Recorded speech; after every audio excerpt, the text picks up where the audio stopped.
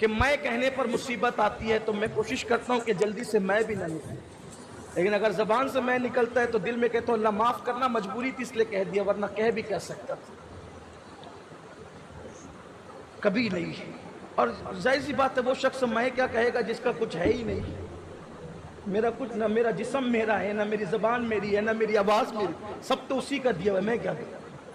لیکن ایک بات آپ سے کہتا ہوں، یہ جو آپ کا خادم، آپ کی جوتیوں کو سیدھی کرنے والا یہ حقیر فقیر جو آپ کے سامنے بیٹھا ہے، جس دن سے میں نے دعوت کی راہ میں قدم رکھا ہے، میری عمر 11 سال تھی، اس دن سے لے کر آج تک کس راستے سے لوگوں نے نہیں گزارا۔ میری ماں کو گالیاں دی، مجھے گالیاں دی، کیسے کیسے الزامات لگائے، ہم نے کبھی ہمت نہیں ہاری۔ آپ سے کہتا ہوں ہمت کبھی نہیں ہارنا۔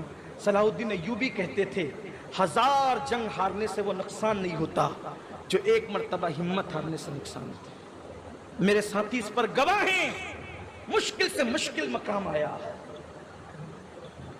لیکن ہمیشہ مسکراتے رہے۔ اور آپ سے بھی کہتے ہیں ہمت کبھی مت ہارنا، وجہ ستانے والوں سے زیادہ بچانے والا بڑا ہے، مسائل پیدا کرنے والوں سے زیادہ وسائل پیدا کرنے والا بڑا ہے۔ مسائل سے مت گھبرانا، اس لیے کہ اللہ بندے مسائل پیدا کرتے، اللہ وسائل پیدا کرتا ہے۔ جب تمہیں مصیبت آئے، لوگ ستائے، تو طائف کا میدان یاد کر لیں۔ میری اور آپ کی مصیبت طائف سے بڑی نہیں ہے۔ میرے نبی جب طائف میں گئے تھے تو ان پہ اتنے پتھر مارے گئے، اتنے پتھر مارے گئے کہ حضور علیہ الصلوۃ والتسلیم کی نالین خون سے بھر گئی۔ بولو کبھی یہ وقت ہم پر آ سکتا ہے؟ کبھی نہیں۔ مت گھبراؤ، بھوک سے مت گھبراؤ، پیاس سے مت گھبراؤ، بچیوں کو طلاق دیا جائے تو مت گھبراؤ۔ حضور کو پتھر جب مارے گئے، حضور کے ساتھ جو میرے آقا کے غلام تھے زید بن حارثہ فرماتے میرے آقا جب سر سے لے کے پیر تک کے خون بہہ گیا اور حضور پہ غشی کی کیفیت طاری ہو گئی، حضور بیٹھ گئے نیچے، حضور ایک درخت کے نیچے بیٹھ گئے، تو ان طائف کے اوباش لڑکوں نے حضور کے ہاتھ پکڑ کے کھڑا کیے اور حضور علیہ السلام کی پنڈلیوں پہ مارنا شروع کیا۔ یہ کیفیت ہے، کیوں ہمت ہارتے ہو؟ اپنے نبی کی طرف دیکھو، اپنے نبی کی طرف دیکھو۔ کوئی کہتے ہیں مجھے گھر سے بے گھر کر دیا، یا حکومت ستا رہی ہے، دنیا میں ہمیں حکومتیں ستا رہی ہے۔ میں کہتا ہوں کہ یزید کی حکومت نے میرے حسین کو نہیں ستایا۔ اگر دنیا میں کسی بھی ملک میں کسی بھی خطے میں مسلمانوں پر حکومت کا پریشر ہے تو اپنے حسین کی کربلا کو یاد کر لو، اور کہتا ہوں یاد رکھنا ستانے والا اگر بے گھر بھی کر دے گا تو ستانے والا خود بے گھر ہو جائے گا، اور جسے بے گھر کر کیا جائے اور وہ حق پر ہو تو انشاءاللہ وہ گھر گھر نظر آئے گا۔ اسی لیے کسی کہنے والے نے کہا ہے کہ حسین کل بے گھر تھے، آج حسین گھر گھر ہے۔ کل بے گھر تھے، کیوں؟ بے گھر یزید نے کیا جو مٹ گیا، گھر گھر اللہ نے کیا جو ہمیشہ باقی رہنے والی ذات۔ کبھی مسئلے سے نہیں گھبرانا، کبھی۔ اور آپ کو بتاؤں، اللہ نہ کرے اللہ، کبھی تم پر زنا کا الزام بھی لگ سکتا ہے، بدکاری کا الزام بھی لگ سکتا۔ تم پاک دامن، ایک بات ہمیشہ یاد رکھو، اپنے معاملات اپنے اللہ سے درست رکھو، بس چھوڑ دو، کسی کوئی اوقات نہیں۔ کوئی تم پہ زنا کا الزام لگائے، لڑکی کا الزام لگائے، لواطت، اگر الزام ہے، الزام کی کوئی حیثیت نہیں۔ تم اگر سچے ہو چپ رہو، کچھ نہیں بولنے کا، خاموش۔ کہاں سے ملا؟ دیکھ لو حضور کی پیاری زوجہ، ہم سب کی امی جان، ام المومنین سیدہ طیبہ طاہرہ، سیدہ طیبہ طاہرہ، میرے نبی کی زوجہ ام المومنین حضرت عائشہ صدیقہ رضی اللہ تعالیٰ عنہ۔ منافقین نے الزام لگایا، اور وہ گندا جو الزام لگا اس کا ذکر نہیں کرتا، آپ سمجھ گئے الزام کیا لگا۔ ایسا پروپیگنڈا کیا منافقین نے کہ بعض کلمہ پڑھنے والے مخلصین بھی اس کا شکار ہو گئے۔ اور وہ بھی کہنے لگے کہ انہوں نے ایسا کیا، انہوں نے ایسا کیا۔ ام المومنین کو پتا چلا میرے بارے میں اتنی گندی بات، ام المومنین چلی گئی اپنی امی کے یہاں، ام المومنین چلی گئی اپنی امی کے یہاں، کچھ نہیں صفائی، کوئی صفائی پہ نہیں، کیا کہا پتہ ہے؟ حضور ملنے آئے تو آقا تو صحابہ میں کہہ چکے تھے کہ میں اس کو خیر سے کے علاوہ اس کا کچھ نہیں جانتا۔ ان کی کنیز کو، جو ان کے یہاں رات دن رہتی تھی گھر میں، ان کی کنیز کو بلایا۔ مولا علی نے کہا تجھے ماروں گا ورنہ سچ بول، کیا معاملہ ہے، صحیح بتا۔ حالانکہ مولا کائنات بھی پہلے کیا بول چکے تھے؟ یا رسول اللہ آپ کی بیویاں پاک ہیں۔ کیوں؟ دلیل کیا پیاری دی میرے مولا نے۔ مولا علی کہتے حضور آپ کی نالین میں جو کا خون لگ گیا۔ کس کا خون؟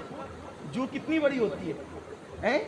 اتنی سی ہوتی ہے، خون اس کا کتنا ہوتا ہے؟ اتنا سا، اس سے ناپاکی ہوتی ہے مفتی صاحب؟ اتنا سا خون جو حضور کی نالین میں لگ گیا۔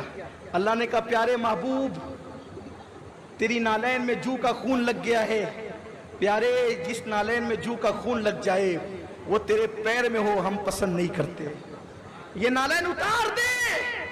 پیارے تیری شان نہیں، تو طیب و طاہر ہے، تو طیب و طاہر ہے، تیرے گھر والوں کے لیے آئے تطہیر ہے۔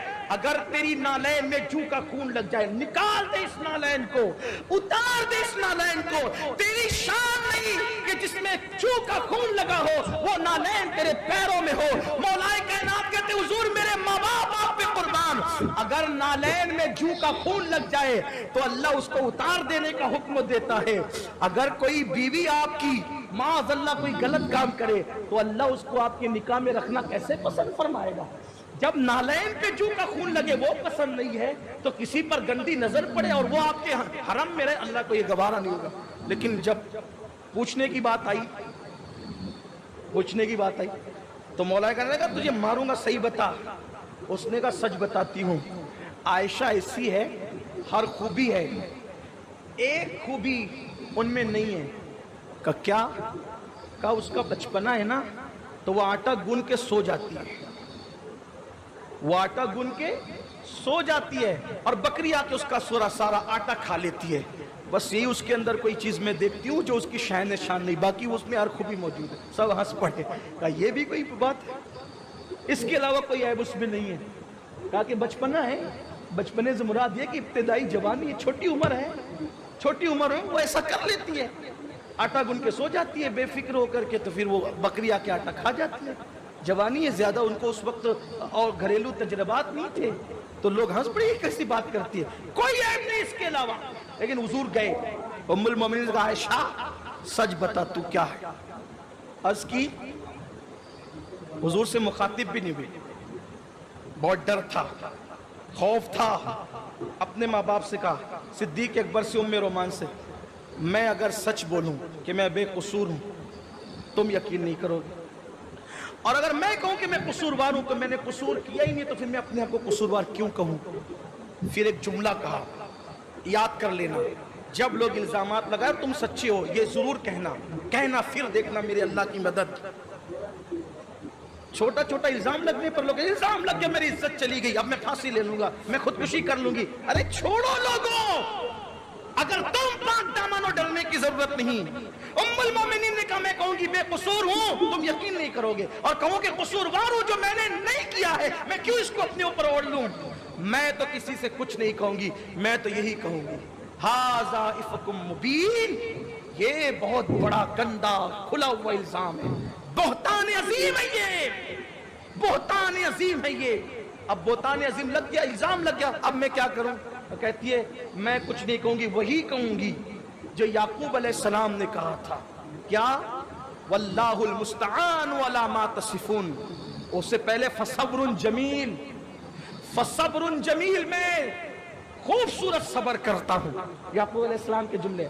تو انہوں نے کہا میں خوبصورت صبر کرتی ہوں، اور خوبصورت صبر کیا؟ رکوں گی، میں کوئی صفائی نہیں دیتی، میں پاک دامن ہوں، میں کوئی صفائی نہیں دیتی، میں چپ رہوں گی۔ لیکن کہہ کیا رہی ہوں؟